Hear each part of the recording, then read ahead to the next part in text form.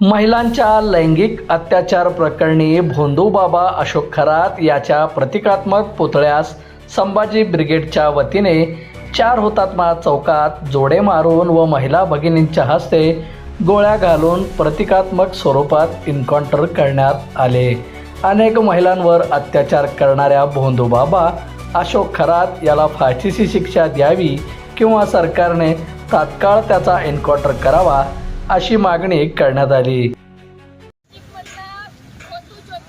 अशोक खरात त्याने अनेक महिलांवरती ज्योतिष सांगण्याच्या बहाण्याने अत्याचार केले आहेत।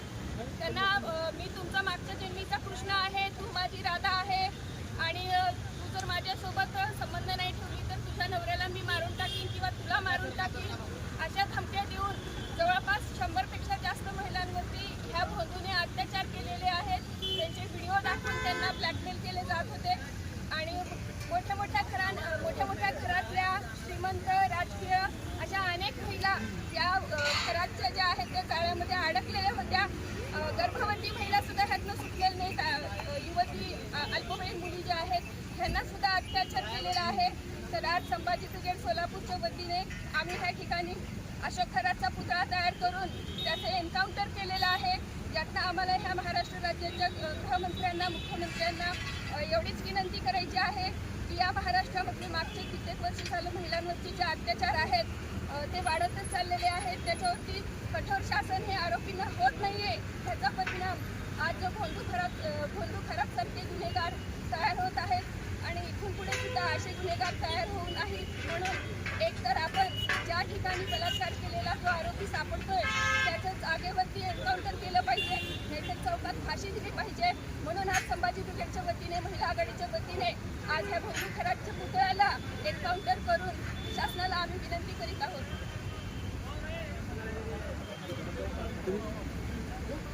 अजून कोण बोलणार आहे?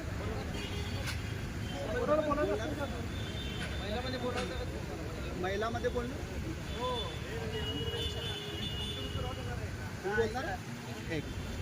आज आमच्या संभाजी ब्रिगेडच्या वतीने महिलांविरुद्ध जो अत्याचार व्हायला लागला आहे आणि करायला गेले आहे तर महिलांना फसवून जो भोंदूबाबा करायला लागला अशोक खरात त्याला फाशीची शिक्षा संभाजी ब्रिगेडच्या वतीने आम्ही ते आंदोलन करत आहोत। तर फाशीची शिक्षा झालीच पाहिजे असं आम्ही महिलांविरुद्ध आंदोलन करत आहोत।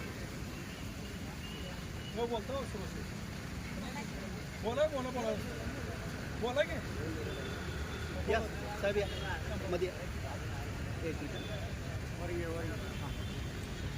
संपूर्ण महाराष्ट्राला हादरून सोडणारं नाशिक येथील भोंदूबाबा जो खरात नामक आहे त्याने या महाराष्ट्रातील अनेक नेत्यांसह अनेक दिग्गज नेते राजकारणी नेते यांना एकत्रित करून मोठ्या महिलावरचं बलात्कार केल्याचे 100 व्हिडिओ समोर आलेले आहेत। आमचे देवाभाऊ या बहिणींची काळजी घेणारं सरकार आहे।